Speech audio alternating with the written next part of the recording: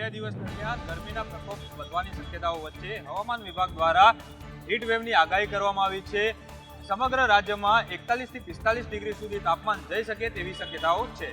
રાજ્યમાં એક તરફ આકરા ઉનાળાનો પ્રકોપ વધી રહ્યો છે તો બીજી તરફ ચોમાસાને લઈને રાહતના સંકેતો પણ સામે આવ્યા છે। હવામાન વિભાગે આગામી 2 દિવસ રાજ્યમાં હીટ વેવની આગાહી કરી છે। કચ્છ અને સુરેન્દ્રનગર જિલ્લામાં ઓરેન્જ એલર્ટ જાહેર કરવામાં આવ્યું છે, જ્યારે અમદાવાદ, વડોદરા, ગાંધીનગર, દ્વારકા, રાજકોટ, અમરેલી, બોટાદ, પાટણ અને બનાસકાંઠા જિલ્લામાં યલો એલર્ટ આપવામાં આવ્યું છે। રાજ્યના અનેક શહેરોમાં તાપમાન 41 થી 45 ડિગ્રી સુધી પહોંચવાની શક્યતા વ્યક્ત કરવામાં આવી છે।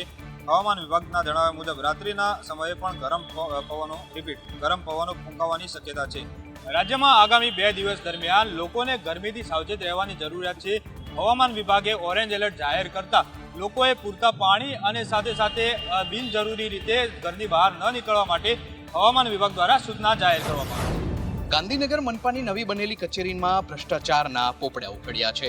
કમિશનર કચેરીની ઓફિસનો એક ભાગ ધરાશાયી થયો। ગાંધીનગર મનપાની નવી ઓફિસ બને હજુ પહેલી આંગળીના વેઢા ગણાય એટલા જ વર્ષો થયા છે। આ વૈભવી બિલ્ડિંગમાં કમિશનર ઓફિસ નીચેનો એક ભાગ ધરાશાયી થયો છે। ઓફિસ સીલિંગનો એક ભાગ તૂટી પડવાની ઘટનાએ મનપા કર્મચારીઓમાં ચર્ચા જગાવી છે। જોગાનુજોગ તત્કાલીન કમિશનર જીએન વાઘેલાની આજે જ બદલી થઈ છે અને નવા કમિશનર જેએસ પ્રજાપતિ ચાર્જ સંભાળે તે પહેલા જ આ ઘટના બનતા કુતૂહલ સર્જાયું છે। જોકે સદનસીબે ઘટના બની એ સમયે કોઈ હાજર ન હોવાથી જાનહાનિ થઈ ન હતી।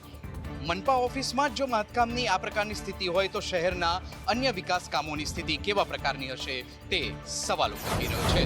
નીટના પેપર રદને લઈને દેશભરમાં વિરોધ થઈ રહ્યો છે, ત્યારે એનએસયુઆઈ અને યુથ કોંગ્રેસે અમદાવાદ અને રાજકોટમાં ઉગ્ર વિરોધ પ્રદર્શન કર્યું હતું।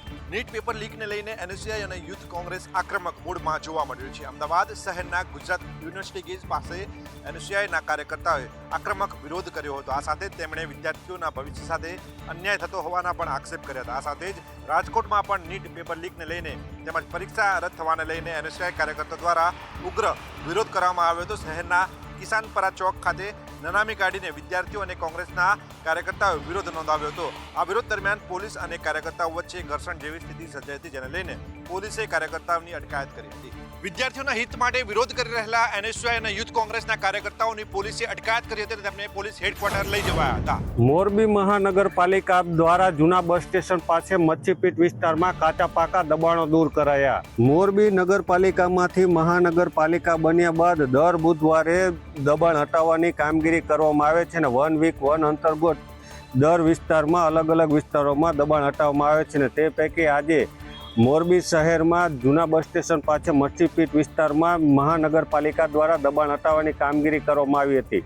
સોમવારે નોટિસો આપવામાં આવી હતી અને આજે મહાનગરપાલિકા દ્વારા જેસીબી મશીન સાથે ડિમોલેશનની કામગીરી કરવામાં આવી હતી। લગભગ 35 થી 40 જેટલા વેપારીઓએ સ્વયંભૂ રીતે દબાણ હટાવી લેવા હતા અને જે બચ્યા હતા તે દબાણો આજે મહાનગરપાલિકા દ્વારા હટાવવામાં આવ્યા હતા। મહાનગરપાલિકાના ડેપ્યુટી કમિશનર દ્વારા જાણકારી આપવામાં આવી હતી કે વારંવાર દબાણ કરતા જે દબાણકારો છે તેના સામે આગામી દિવસોમાં સીલ કરવી પડે તેવી પણ કાર્યવાહી કરવામાં આવશે। સોમવારે આ વિસ્તારમાં નોટિસો આપવામાં આવી હતી અને કેટલાક વેપારીઓ દ્વારા સ્વયંભૂ રીતે દબાણ હટાવી દેવામાં આવ્યા હતા। પાણી મુદ્દે સ્થાનિકો ફરી રાજકોટમાં એક વખત રોડ ઉપર ઉતર્યા। રાજકોટમાં પાણીની પરોજણ મનપા માટે કપરી બની છે। એક સાંધે ત્યાં તેર તૂટે જેવી સ્થિતિનું નિર્માણ થયું છે। અમુક વિસ્તારમાં દૂષિત પાણીને લઈને લોકો વિરોધ કરતા નજરે પડતા હોય છે, ત્યારે રાજકોટના મોરબી રોડ પર આવેલ જકાત નાકા પાસે સ્થાનિકો દ્વારા ચક્કાજામ કરવામાં આવ્યો હતો। છેલ્લા ઘણા સમયથી આ વિસ્તારમાં અપૂરતું પાણી આવે છે। લોકો વેચાતું પાણી લઈને પીવા માટે મજબૂર બન્યા છે। અનેક વખત રજૂઆત કોર્પોરેટર અને જે મનપા છે તેમાં કરવામાં આવી છે, છતાં પણ યોગ્ય નિરાકરણ આવ્યું નથી। અપૂરતા પાણી અંગેની માંગણી સંતોષવામાં નહીં આવે તો આવનારા દિવસોમાં ઉગ્ર આંદોલનની ચીમકી। અમદાવાદ મહાનગરપાલિકાની પોલ ચોમાસા પહેલા જ ખુલ્લી પડી રહી છે। શહેરના બુદરપુરા વિસ્તારમાં ચોમાસા પહેલા જ ફરી એક વખત રોડ બેસી ગયો છે। અમદાવાદ મહાનગરપાલિકા જાણે કે ઊંઘમાં હોય તે પ્રકારની સ્થિતિ સર્જાઈ છે। શહેરના બુદરપુરા વિસ્તારમાં થોડા સમય પહેલા જ રોડ બેસી ગયો હતો, જેને યોગ્ય રિપેર ન કરતા ફરી વખત રોડ બેસી ગયો છે, જેના કારણે આંબાવાડી તરફ જતો માર્ગ બંધ કરવાની ફરજ પડી છે। શહેરમાં ઠેર ઠેર આ પ્રકારે રોડ બેસી જવા અને ભૂવા પડવાની ઘટના બની રહી છે। ચોમાસા અગાઉ જ શહેરમાં 10 જેટલા ભૂવા પડવાની ઘટના બની ચૂકી છે। જ્યારે પણ આવા બનાવ બને છે ત્યારે મહાનગરપાલિકા દ્વારા સુફિયાની વાતો કરવામાં આવે છે, પરંતુ બાદમાં સ્થિતિ ઠેરની ઠેર રહે છે। શહેરમાં સમયાંતરે આ પ્રકારની ઘટનાઓ બનતી રહે છે। ત્યારે હવે તંત્રએ સજાગ બનવું જરૂરી છે, નહીં તો દુર્ઘટના પણ ઘટી શકે છે. જેલમાંથી છૂટતા જ ચુઈ ગેંગનો આતંક ફરી એકવાર સામે આવ્યો છે. શિનોરના માલસરમાં અરુણ માછી નામના ટપોરીએ એક પરિવાર પર હુમલો કર્યો. વડોદરાની કુખ્યાત ચુઈ ગેંગના સાગરીતોએ હવે ગામડાઓમાં પોતાની ભાઈગીરી શરૂ કરી છે. ગુસ્સી ટોક જેવા ગંભીર કેસમાં જેલની હવા ખાઈને માંડ બહાર આવેલા અરુણ માછીએ માલસર ગામમાં એક નિર્દોષ પરિવાર પર હુમલો કરી આતંક મચાવ્યો છે. નવાઈની વાત તો એ છે કે ઘટના સ્થળે પહોંચેલી પોલીસને પણ આ શખ્સે પડકાર ફેંક્યો હતો. માત્ર અરુણભાઈ કહીને સંબોધન ન કરવા જેવી સામાન્ય બાબતે રવિ ઠાકોર નામના યુવક અને તેના પરિવાર પર આ ગેંગ તૂટી પડી હતી. ઘરમાં ઘૂસીને પત્ની અને વૃદ્ધો સામે પણ આ ગુંડાઓએ હાથ ઉપાડ્યો હતો. જ્યારે પીડિત પરિવારે મદદ માટે 112 પર કોલ કર્યો ત્યારે પોલીસ સ્થળ પર તો પહોંચી, પણ આ માથાભારે શખ્સ પોલીસને પણ ઘોડીને પી ગયો હોય તેમ વર્તતો હતો. પોલીસ જવાન સાથે પણ ગેરવર્તન કરી તેને કાયદો અને વ્યવસ્થાના ધજાગરા ઉડાવ્યા હતા. હાલ તો પોલીસ મથકે ફરિયાદ નોંધવામાં આવી છે, પરંતુ સવાલ એ છે કે પોલીસનો ખોફ આખરે આ ચુઈ ગેંગના ટપોરીઓ પર ક્યારે જોવા મળશે. ભાવનગર જિલ્લાની શેત્રુંજીની કેનાલમાંથી 182 ખેડૂતો ગેરકાયદેસર પાણી લેતા ઝડપાયા. ભાવનગર જિલ્લામાં શેત્રુંજી કેનાલમાંથી ગેરકાયદેસર પાણી ખેંચતા 182 ખેડૂતોને જળસિંચન વિભાગે નોટિસ ફટકારી છે. ગત વર્ષની સરખામણીએ પીએટ માટેની સત્તાવાર અરજીઓમાં આ વખતે ઘટાડો નોંધાતા જેના પગલે જળસિંચન વિભાગે આકસ્મિક તપાસ હાથ ધરી હતી, જેમાં મોટા પાયે કેનાલમાંથી પાણી ચોરી ઝડપાઈ હતી. પાલિતાણા પેટા વિભાગ સહિત ડાબા અને જમણા કાંઠાની કેનાલમાં બિનઅધિકૃત રીતે પાણી લેવાતા ખેડૂતોને નોટિસ પાઠવી દંડ ફટકારવાની કાર્યવાહી પણ કરવામાં આવી છે. નિર્ધારિત સમયમાં દંડની રકમ ભરવામાં નહીં આવે તો કાયદાકીય કાર્યવાહી હેઠળ જળસિંચન વિભાગે ચેતવણી પણ આપી છે. જળસિંચન વિભાગના અધિકારીએ 182 ખેડૂતોને નોટિસ આપીને દંડ ફટકારવામાં આવ્યો છે. જો ખેડૂતો દ્વારા દંડ ભરવામાં નહીં આવે તો યોગ્ય કાર્યવાહી પણ કરવાનો આદેશ છે તે આપવામાં આવ્યો છે. રાજકોટ સિવિલ હોસ્પિટલમાં ફરી એક વખત ઉંદરના ત્રાસની ઘટના સામે આવી છે. વિડીયો વાયરલ થતા તપાસના આદેશ અપાયા છે. રાજકોટની સિવિલ હોસ્પિટલમાં ફરી એક વખત ઉંદરનો ત્રાસ સામે આવ્યો છે. ઉંદરના આતંકનો વિડીયો સામે આવ્યા બાદ ઓપીડી વિભાગની અંદર પાંજરા મૂકવામાં આવ્યા છે. ઉલ્લેખનીય છે કે ચોથા માળની અંદર વિડીયો વાયરલ થયો હતો, જેની અંદર ઉંદરો દર્દીને પરેશાન કરી રહ્યા હતા. ઉંદરને લઈને ફરિયાદ ઉઠ્યા બાદ સુરક્ષાને લઈને સવાલ પણ ઉઠ્યા છે. પેસ્ટ કંટ્રોલ સહિતની કામગીરી પાછળ લાખો રૂપિયાનું આંદોલન થાય છે, જેની સામે હવે સવાલો ઉઠતા જ ડોક્ટર ડોડિયા દ્વારા તપાસના આદેશ આપવામાં આવ્યા છે. આ પહેલા પણ ઉંદરોના ત્રાસની ઘટનાને પગલે પાંજરા મૂકવામાં આવ્યા હતા. ફરી એક વખત સિવિલના અધિક્ષક દ્વારા પાંજરા મૂકીને ઉંદર પકડવાનો દાવો કરાયો છે. સ્ટે લોયલ સ્ટે રિયલ આવું સ્ટેટસ રાખનારી મહિલા કર્મચારીએ જ્વેલર્સના શોરૂમમાં 1.66 કરોડની ચોરી કરી છે. આ ચોરીના સીસીટીવી વાયરલ થયા છે. નિકોલમાં આવેલા આભૂષણ જ્વેલર્સમાંથી 1.66 કરોડના કિંમતના સોનાના દાગીનાની ચોરી બાબતે નિકોલ પોલીસ સ્ટેશનમાં ફરિયાદ નોંધાઈ છે. ફરિયાદ નોંધાયા બાદ જ્યારે તપાસ કરવામાં આવી ત્યારે સામે આવ્યું કે આ જ્વેલર્સના શોરૂમમાં કામ કરતી મહિલા કર્મચારીએ જ આ દાગીનાની ચોરી કરી હતી. સીસીટીવીમાં સ્પષ્ટ દેખાઈ રહ્યું છે કે હર્ષિતા શેટ્ટી નામની મહિલા કર્મચારીએ નજર ચૂકવીને બ્લેઝરમાં દાગીના શેરવી લીધા હતા. એક બાદ એક 1.66 કરોડના આ દાગીના શેરવ્યા બાદ આ મહિલા કર્મચારી જે ફરાર થઈ ગઈ હતી અને જેને મામલે હવે નિકોલ પોલીસ સ્ટેશનમાં ફરિયાદ નોંધાતા નિકોલ પોલીસે આ મહિલા કર્મચારીની શોધખોળ હાથ ધરી છે.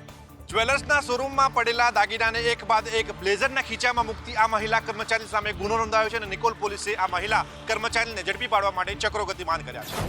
ઈંધણ બચાવવા માટે વડાપ્રધાન નરેન્દ્ર મોદીએ અપીલ કરી છે અને તેની દેશભરની અંદર આવકારરૂપ અપીલની અસર પણ જોવા મળી રહી છે. પરંતુ રાજકોટ મહાપાલિકાની અંદર જાણે બાબુઓ અપીલને ઘોરીને પી ગયા હોય તેવા દ્રશ્યો સામે આવ્યા છે. એક તરફ વડાપ્રધાન નરેન્દ્ર મોદી પબ્લિક ટ્રાન્સપોર્ટનો ઉપયોગ કરવા અને ઈંધણ બચાવવાની અપીલ કરી રહ્યા છે, તો બીજી તરફ રાજકોટ મહાપાલિકામાં જ આ અપીલના ધજાગરા ઉઠતા જોવા મળ્યા છે. કાર શેરિંગની વાતની સામે રાજકોટ મહાપાલિકાના અધિકારીઓની કોઈ જ અસર ન થતી હોય તેમ પોતપોતાની ગાડીની અંદર તેઓ અધિકારીઓ પોતાના ઘરથી કચેરીએ આવી રહ્યા છે. રાજકોટ શહેરની અંદર 100 કરતા વધુ ગાડીઓનો કાફલો મહાપાલિકાના અધિકારીઓને અલગ અલગ વર્ગના કર્મચારીઓ માટે રોકાયેલો છે. આ ગાડીઓનો ઉપયોગ પર્સનલ થી લઈને મહાપાલિકાના ઓફિસની અંદર પહોંચવા માટે અધિકારીઓ કરતા હોય છે. ત્યારે કાર સવારીનો શોખ આખરે ક્યારે પૂરો થાય છે અને મહાપાલિકાની અંદર વડાપ્રધાનની અસર ક્યારે જોવા મળે છે તે જોવાનું રહેશે.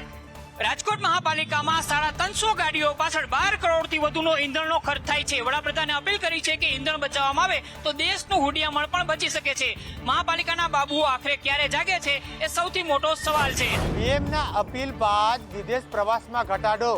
સુરતના ટૂર એન્ડ ટ્રાવેલ્સને ત્યાં વિદેશ પ્રવાસની સંખ્યામાં ઘટાડો. પીએમ મોદીના અપીલ બાદ વિદેશ પ્રવાસમાં ઘટાડો જોવા મળી રહ્યો છે. સુરતના અનેક ટૂર એન્ડ ટ્રાવેલ્સને ત્યાં બુકિંગ ઘટ્યા છે. જ્યાં સુરતથી ગ્રુપમાં જતી 3 બહેનોએ વડાપ્રધાન મોદીના અપીલને આવકારી છે. તેઓ વિદેશ પ્રવાસ કેન્સલ કરી હવે તેઓ પોતાના પ્રવાસ સિક્કિમ જવાનું નક્કી કર્યું છે. તેઓનું કહેવું છે કે વડાપ્રધાન મોદીએ જે કહ્યું તે આપણા ભલા માટે જ કહ્યું છે. ત્યારે બીજી બાજુ ટૂર એન્ડ ટ્રાવેલ્સના સંચાલકો કહી રહ્યા છે વડાપ્રધાનના અપીલ બાદ એક વિદેશ પ્રવાસની ઇન્કવાયરીઓ બંધ થઈ ચૂકી છે. કારણ કે પહેલાં રોજ 15 થી 20 કોલ આવતા હતા, પરંતુ હવે હાલ 3 દિવસના વિદેશ પ્રવાસની ઇન્કવાયરી એકદમ ઝીરો થઈ ગઈ છે. ત્યારે હવે ડોમેસ્ટિક ઇન્કવાયરી વધી છે, જેમ કે સિક્કિમ, જમ્મુ કાશ્મીર, વારાણસી, ગોવા, રાજસ્થાન, રામેશ્વરમ જેવા વગેરેની ઇન્કવાયરી વધી રહી છે. પ્રધાનમંત્રી નરેન્દ્ર મોદીએ લોકોને પેટ્રોલ અને ડીઝલ બચાવવાની અપીલ કરી છે, પરંતુ તેનું બિલકુલ વિપરીત ચિત્ર અમદાવાદ કોર્પોરેશનમાં જોવા મળ્યું. અધિકારીઓ સિંગલ વ્યક્તિ ગાડી લઈને બેઠકમાં પહોંચ્યા. પ્રધાનમંત્રી નરેન્દ્ર મોદીએ દેશવાસીઓને પેટ્રોલ ડીઝલ બચાવવા સહિતની અપીલ કરી હતી અને નેતાઓ અત્યારે તેનું પાલન કરી રહ્યા છે. પરંતુ અમદાવાદ મહાનગરપાલિકાની અંદર પીએમ મોદીના આ ઈંધણ બચત અને કાર પુલિંગની અપીલના સરેઆમ ધજાગરા ઉડતા હોય તેવા દ્રશ્યો જોવા મળ્યા. રિવરફ્રન્ટ હાઉસ ખાતે યોજાયેલી વીકલી રિવ્યૂ બેઠકમાં અધિકારીઓ રાષ્ટ્રહિતની અપીલને નેવે મૂકી પોતાની અલગ સરકારી ગાડીઓમાં ત્યાં પહોંચ્યા હતા અને બેઠક પછી પરત તેમાં રવાના થયા હતા. એક અંદાજ પ્રમાણે અમદાવાદ કોર્પોરેશનમાં 15 કરોડ કરતાં વધુ વર્ષે પેટ્રોલ અને ડીઝલ પાછળ ખર્ચવામાં આવે છે. તો આ સાથે એકલ દોકલ અધિકારીઓ પોતાની ગાડીઓમાં આવતા હોય તેવા દ્રશ્યો પણ જોવા મળ્યા. એક અંદાજ પ્રમાણે અમદાવાદ મહાનગરપાલિકામાં વર્ષે 16 કરોડ કરતાં વધુની રકમનો પેટ્રોલ અને ડીઝલનો ખર્ચો કરવામાં આવે છે, જેમાં સરકારી બાબુઓના વાહનો અને અન્ય વાહનોનો પણ સમાવેશ થાય છે. આયાત ડ્યુટીમાં વધારાને કારણે ફરી પાછી સોના ચાંદીના ભાવમાં ઐતિહાસિક ઉછાળો આવ્યો છે. સરકાર દ્વારા આયાત ડ્યુટી 6% વધારીને 15% કરતાં સોના અને ચાંદીના ભાવમાં ફરી ઐતિહાસિક ઉછાળો આવ્યો છે. આજે સોનું ₹10,000 અને ચાંદી ₹18,000 મોંઘું થયું છે. એક તરફ પ્રધાનમંત્રી 1 વર્ષ સોનું નહીં ખરીદવાની અપીલ કરી છે, તો બીજી તરફ સોના ચાંદીના આયાત ડ્યુટીમાં વધારો થતાં સુરત શહેરની જ્વેલર્સની દુકાનો ખાલીખમ જોવા મળી રહી છે. જેના ભાવ વધી જતા ગ્રાહકો જે આવતા હતા એ પણ હવે ઓછા થઈ જશે. તે ઉપરાંત આ વખતે પ્રસંગોમાં પણ સોના ચાંદીની ખરીદી ખૂબ જ ઓછી થવાની શક્યતાઓ જોવા મળી રહી છે. આયાત ડ્યુટીમાં વધારાને કારણે સોનાનું સ્મગલિંગ વધી શકે તેવી શક્યતાઓ જોવા મળી રહી છે.